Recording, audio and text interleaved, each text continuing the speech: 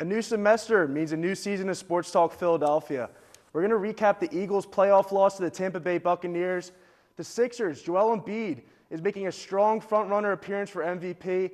And the Flyers, they're on a 13-game losing streak, the longest in franchise history. All that coming to you on Sports Talk Philadelphia.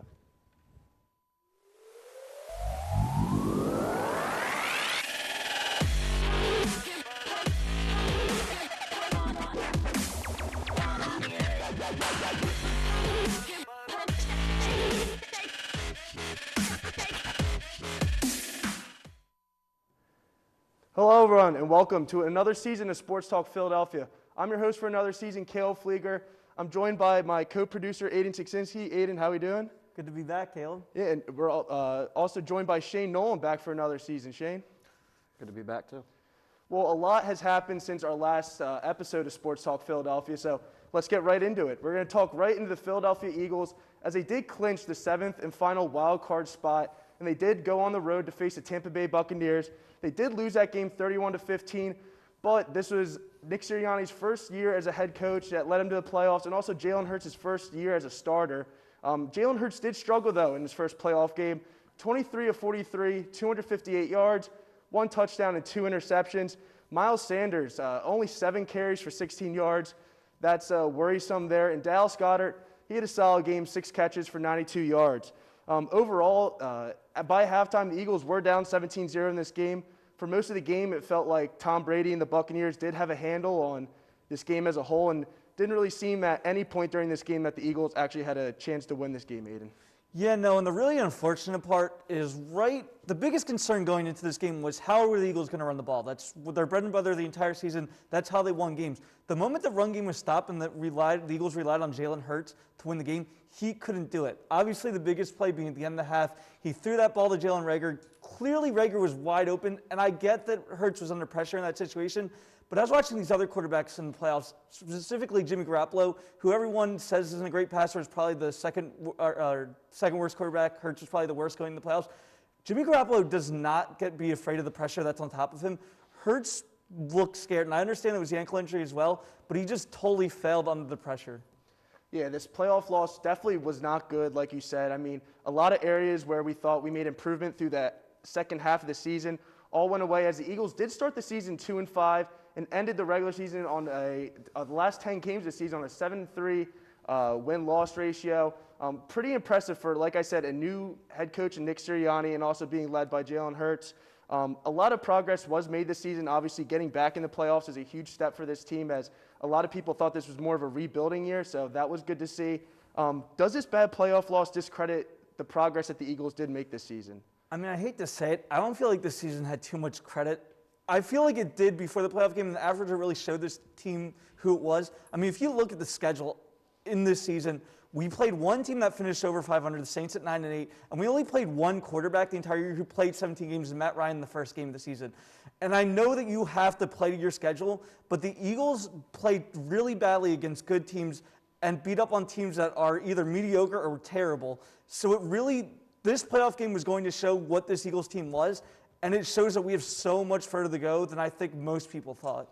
Yeah, that was very worrisome that the Eagles did only have that one win over over 500 team in the New Orleans Saints. To go on top of that, a lot of quarterbacks throughout this season did have a high passer rating, as we saw, and a lot of that came from Jonathan Gannon's scheme that he was running. He did switch that up in the second half this season, was a little more aggressive, but to come a lot of shock is a surprise candidate is Jonathan Gannon is a front runner for the Houston Texans head coaching job. Like I said, he did have a rough first half of the season where Fletcher Cox did not seem too happy with the way they were playing defense in the post-media conferences. But that second half of the season, I mean, the Eagles were allowing their opponents under 20 points for most of those games. But like you said, Aiden, the opponents they were playing, quarterbacks like Garrett Gilbert, Daniel Jones, Taylor Heineke, quarterbacks that are just not good. Yeah, exactly. And the quarterbacks that were good, I mean, there was that stretch where there was quarterbacks playing 80% of the passes. It was like a 5-game stretch. That's not good. And I really don't understand what the Texans are thinking.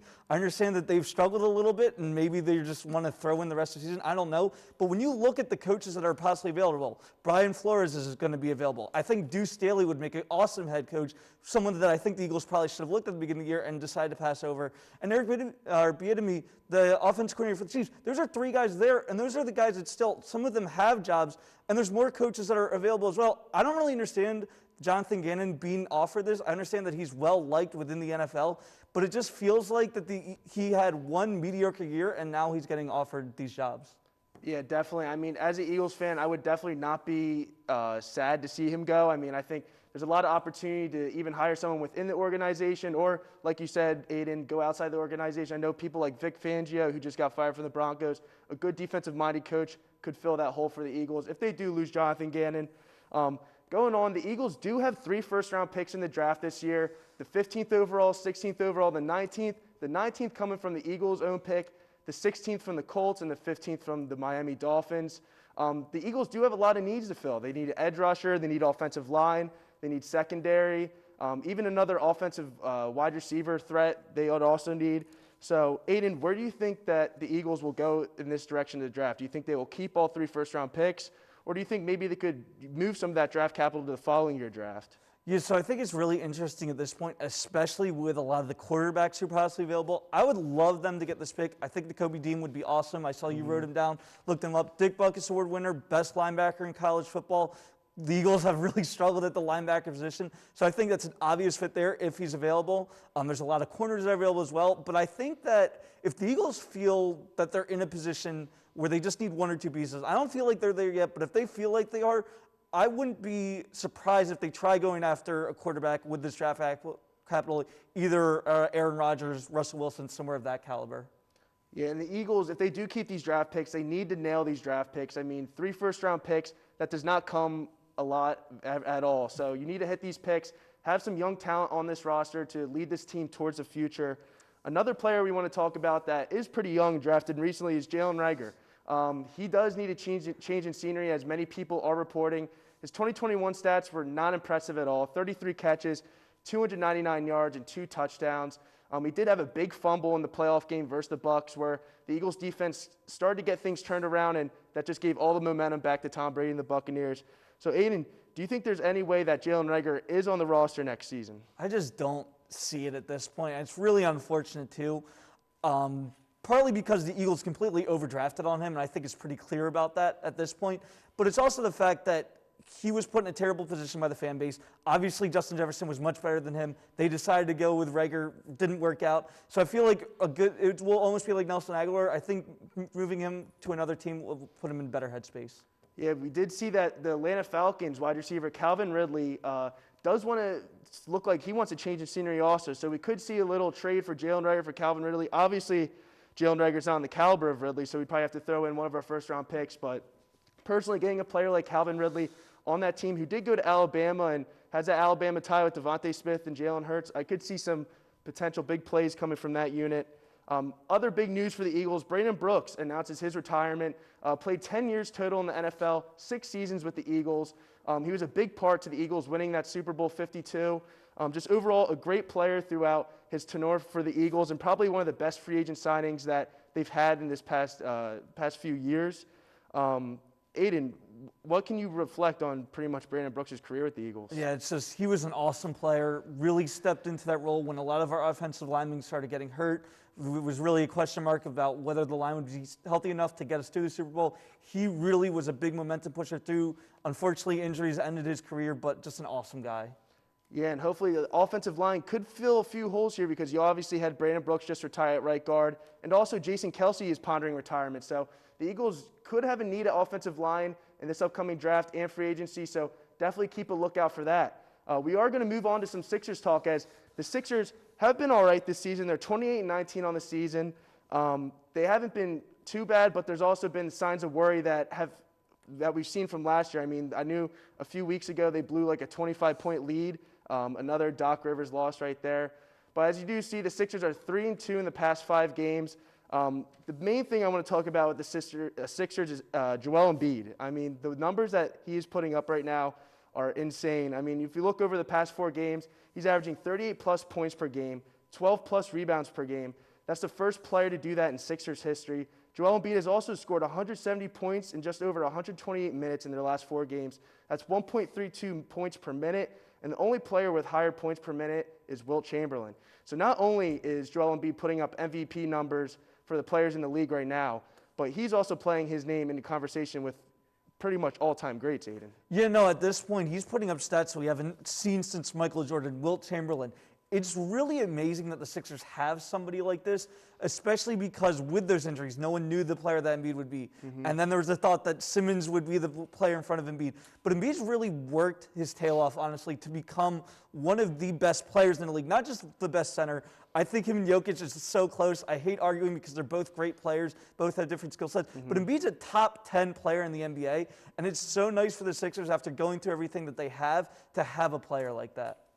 Yeah, it is good to have a player like that, but when you also have a player like Ben Simmons that still hasn't made an appearance on the court for the Sixers, yes, Ben Simmons is still a member of the Philadelphia 76ers. I don't think any of us would have believed that by this point in Sports Talk Philadelphia, but it does seem likely that the Sixers are going to hold on to Ben Simmons till the offseason and look at their assets to try to get players like James Harden. We saw potentially a sign-and-trade scenario with the Brooklyn Nets. So, Aiden, where do you see the Sixers going in this direction? I mean, with the numbers Embiid's putting up right now, you don't want to waste that prime that Embiid's having right now. I mean, personally, I want them to trade Simmons and get what assets they can get now and try to win a championship this year. It may be harder because obviously you have a max player not showing up, but I think waiting till this offseason to get James Harden, that's just a hype dream because we could have done that last year we could have traded with Ben Simmons for him. So what do you think? Yeah, no, absolutely. I 100% agree, Caleb. And my other fear, it's another year of James Harden's career, and he hasn't been – he's been healthy enough for a player of his age. He's like 33, 34 at this point.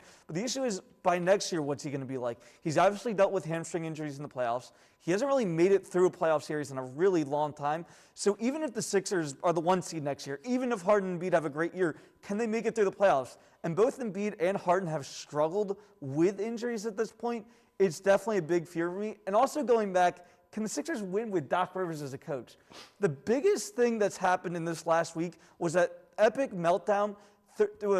Sixers were up by 24 points against the Clippers, and then they lost it, ended up losing the game by a point. And after that game, Doc Rivers was asked whether or not the Sixers, he has a problem with blown leads. And basically his response was, would you ask Greg Popovich that question?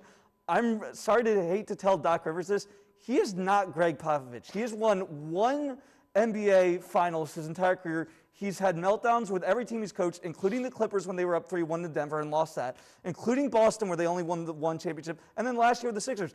I just don't know if he's the guy that can get us through and what we thought he was when we got him. Yeah, and the crazy part of that Clippers game as well is Kawhi Leonard and Paul George weren't playing. So they didn't have their two superstars in the game, and you're blowing a 24, 25-point lead. I mean, just inexcusable stuff from Doc Rivers, and I totally agree. That is a big question mark with the Sixers right now is can Doc Rivers go far in the playoffs with this team? And I really don't think he can with the current roster that he has. I mean, if you look at Sixers just don't have a lot of playmakers outside of Joel Embiid. I mean, Seth Curry is all right, Tyrese Maxey, but I don't think those guys are going to be able to get it done in the playoffs. You know, I think they're really good role players for someone of Embiid's caliber. But again, if Embiid were to get hurt or would have to sit out a couple games in the playoffs due to an injury, I don't think we could go far. I mean, I love Drummond. He's been awesome this year as a backup center. Maxey's been a great point guard for assists, and he's a decent scorer as well. We've got a couple three-point specialists in Curry and Korkmaz. But again, those are just role players, like you said, and we don't really have that second star that we can rely on if Embiid gets shut down or Embiid gets hurt. So, yeah, that's definitely a big question mark as well. We are going to jump to the Eastern Conference standings. Like I said, the Sixers are 28-19 on the season. They are 9 games above 500. As you look, the Sixers are the 6th seed in the Eastern Conference right now. But the crazy thing is they're only 2 games back from first place. So 1 through 6 is very tight in that mix right now. There isn't really a clear front run right now. Aiden, how do you like the Sixers' chances of being a top 3 seed by the All-Star break? I mean, here's the thing. I want to be glass half full type of person. We're 2 games away from the 1 seed. We're also 2 games away from being a 7 seed and have to be in the play-in round. So it's crazy how close the Eastern Conference standings are between teams 1 through 7.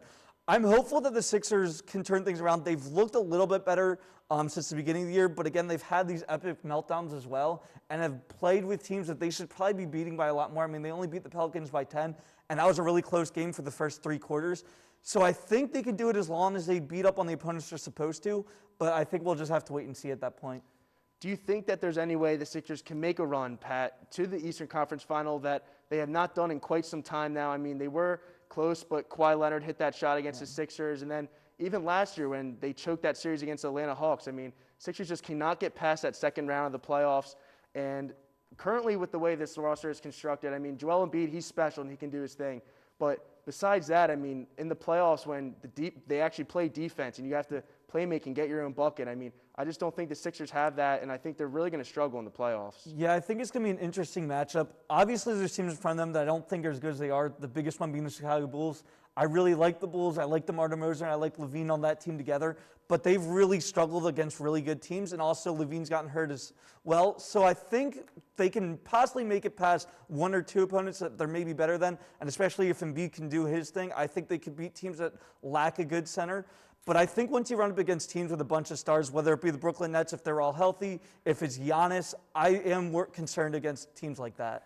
Yeah, and you even got to look at the Cleveland Cavaliers are having a great season for their young roster. So the Sixers definitely have a lot of talent in that Eastern Conference that they have to stack up against. We did see a few trade scenarios with Ben Simmons with the Sacramento Kings. Doesn't seem like they're going to include De'Aaron Fox, but getting a player like Tyrese Halliburton or even Buddy Hield, do you think that could push the Sixers to the finals this year?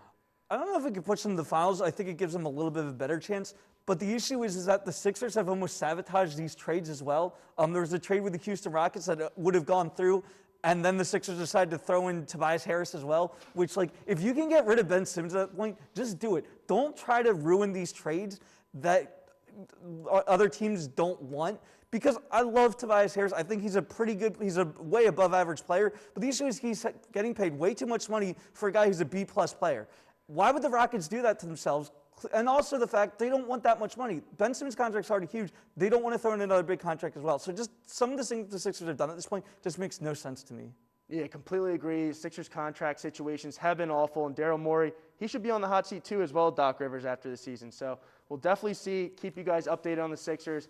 Now we're going to jump to the Flyers that have not really been good at all. I mean, they are on a 13-game losing streak. That is the longest in franchise history.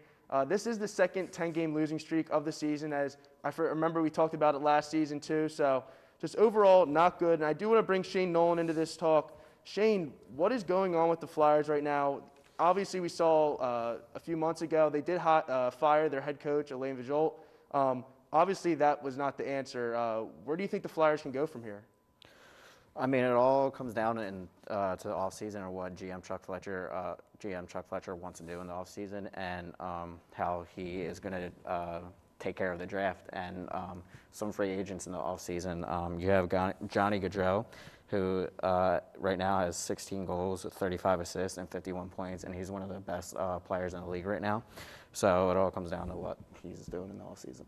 Yeah, you saw the Flyers. Also, they have those optional skates.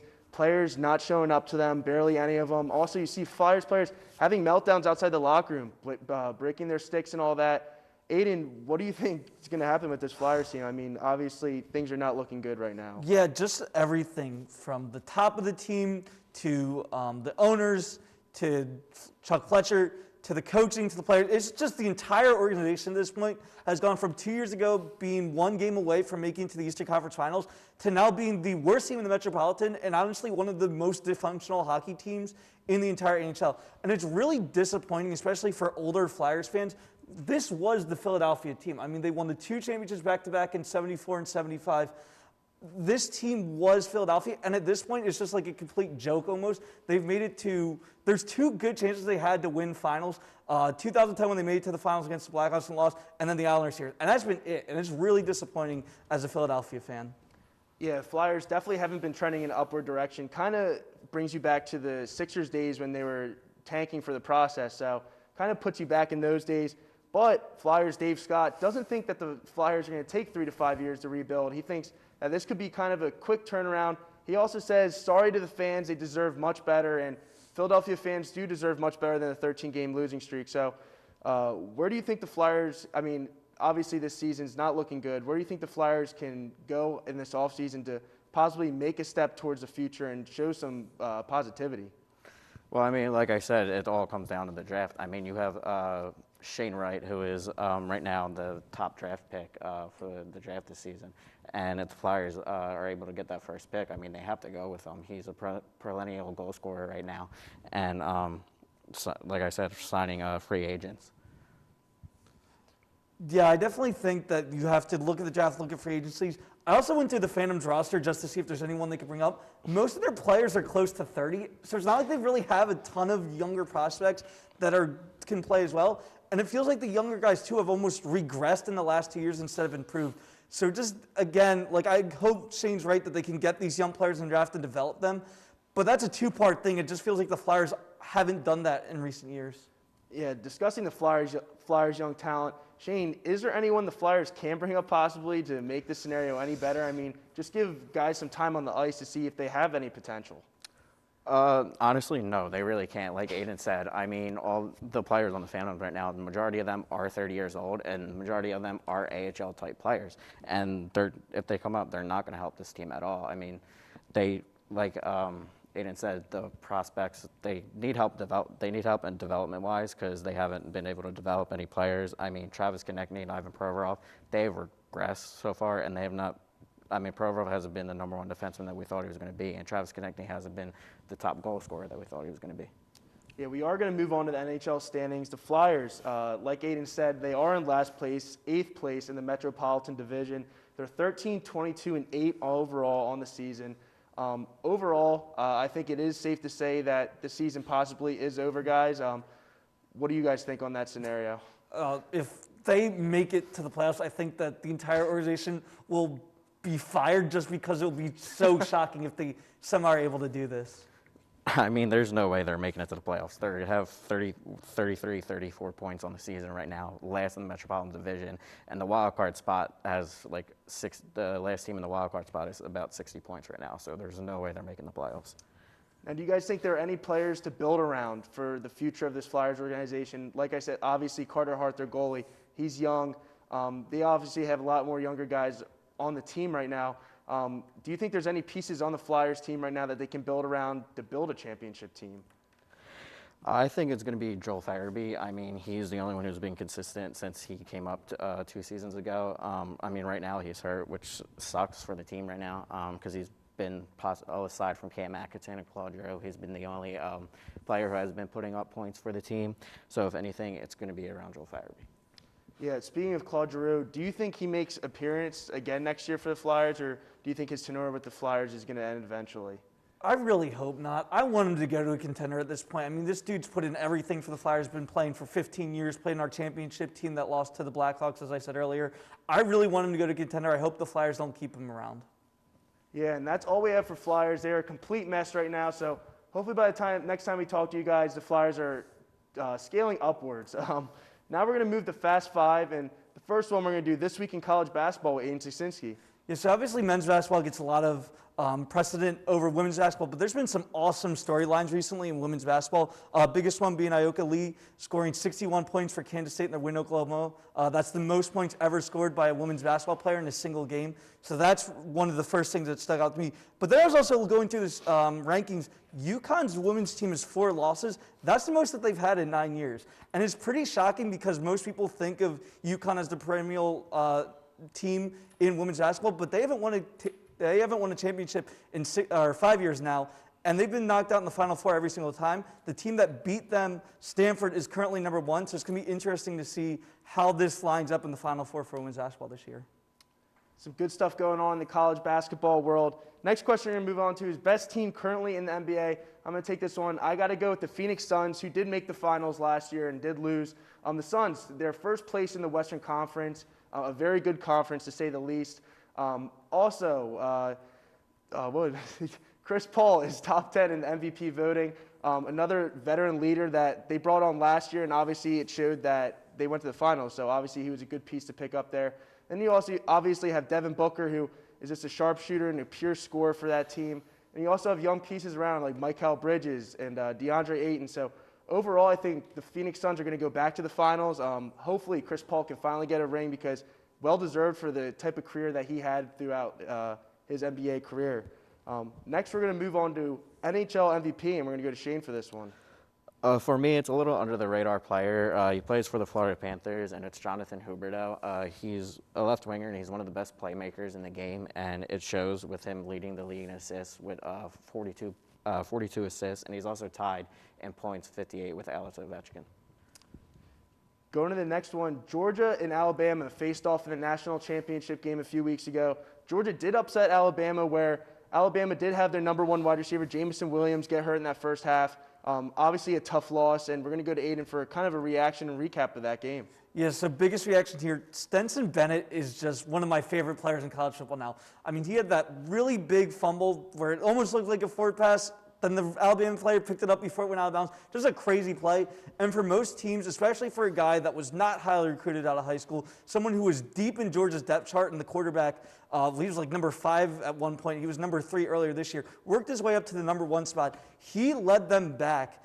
And it's just really cool to see someone who is not someone who he could have left Georgia easily the way the transfer portal has worked. And he decided to stay because that's the school he wanted to go to, and he won them the national championship. Just a really awesome story. Yeah, and like you said, Stetson Bennett was a walk-on for Georgia too, so just a great story overall for the Georgia Bulldogs. And it was great to see them get that national championship because their fans have been waiting for that for a long time, and I don't know what those fans would have done if they suffered another loss to Alabama like that. So just great overall football game, and Alabama, obviously they're going to be right back in that game next year because they have the Heisman winner Bryce Young moving on next year, so looking forward to that. Also, Super Bowl matchup predictions. We have the Super Bowl coming up soon. We have the NFC and AFC championship game this upcoming Sunday. We have the Bangles versus the Bills, which is going to be a great game. I think I'm going to take the Chiefs, my bad. I think I'm going to take the Bengals in that. The Bengals did beat the Chiefs earlier this season in a great shootout game, so I'd like to see Joe Burrow and the Bengals go to the Super Bowl there. And then also on the NFC end, we have the 49ers. 49ers versus the Rams. This is the 3rd time they are playing this season. The 49ers took the first 2 matchups of that. So obviously I think that it's very hard to beat a team 3 times in one season, especially the caliber that the Rams are playing at. So I think it's going to be a Rams-Bengals Super Bowl. Aiden, what do we think about that? I would love a Rams-Bengals Super Bowl. I just don't see Patrick Mahomes losing the playoffs. Yeah. He's lost 2 playoff games his entire career so far, and both have been to Tom Brady. So it seems like at this point, because Brady's not in, I just don't see a team that can stop them. I think Joe Burrow is an inexperienced quarterback who's not going to be able to beat the Chiefs in clutch situation. I just think the Rams are a little bit better than the 49ers, and the 49ers beat them twice, so we'll see what happens. But I think that it's going to be the Rams versus the Chiefs in the Super Bowl.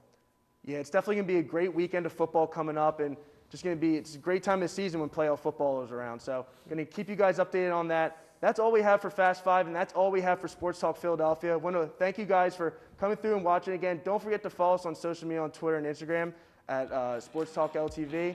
That's all we have for you guys on this episode of Sports Talk Philadelphia, and we'll see you guys again next week.